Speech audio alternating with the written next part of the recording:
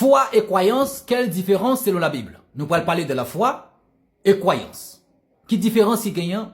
Pas selon les dictionnaires, mais surtout selon la Bible. Dictionnaire aussi important parce que la Bible écrit aussi en fonction des dictionnaires.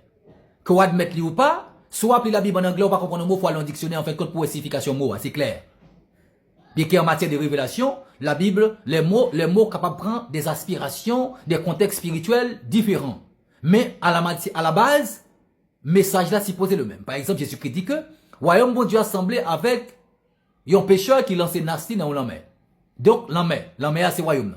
Il dit aussi, le royaume bon Dieu assemblé avec un champ de blé. Le royaume bon Dieu assemblé avec un homme riche qui a organisé un festin.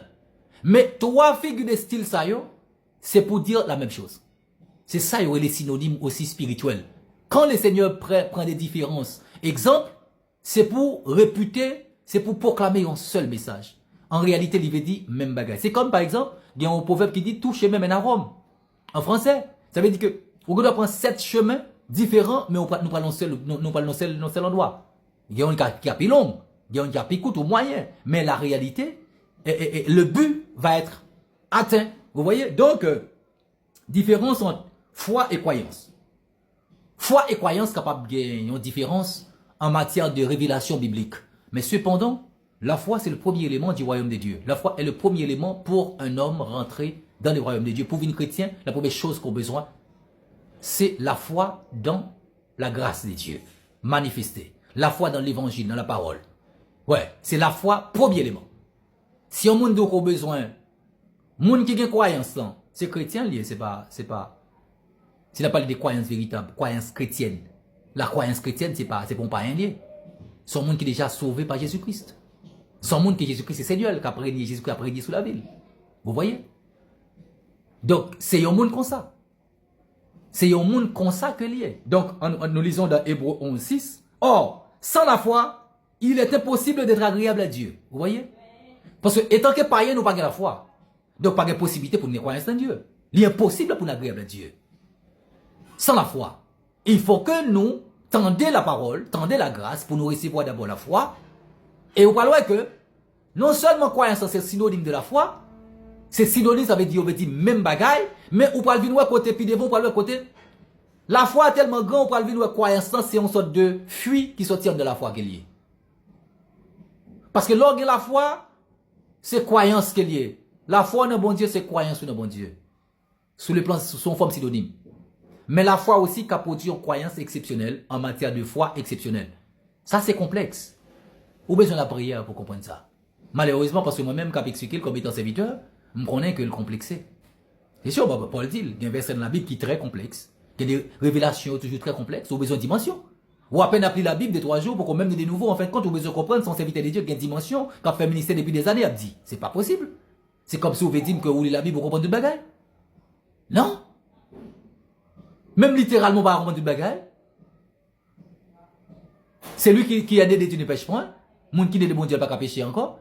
Mais si nous a dit que nous pas qu'à pécher, nous fait bon Dieu menteur. Comment on peut expliquer ça? Qui dimension qu'on pour expliquer ça? Littéralement, c'est confus. Mais spirituellement, la vérité est là, est pure. Vous voyez? Donc, car il faut que celui qui s'approche de Dieu croit que Dieu existe. Au rond qui différencie il y a deux mots, ça, foi et croyance. C'est que foi n'est pas sorti de. C'est un mot féminin qui est même avec croyance. C'est un mot féminin. Pendant ce temps, foi pas dérivé d'un verbe.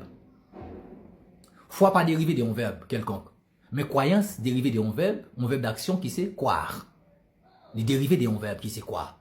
Croyance c'est un nom féminin même avec foi, mais croyance là, il est dérivé d'un verbe.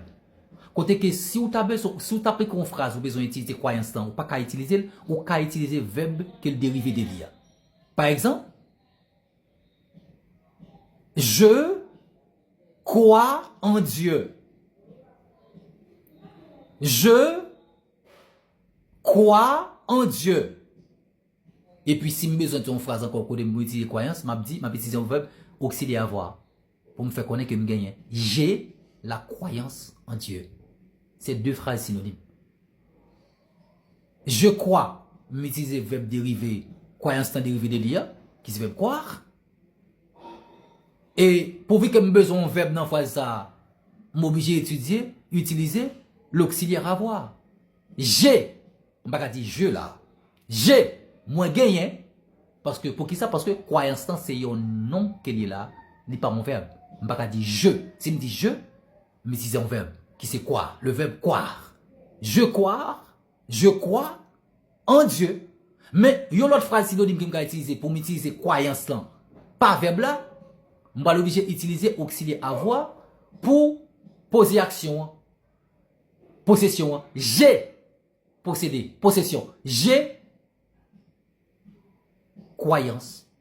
J'ai de la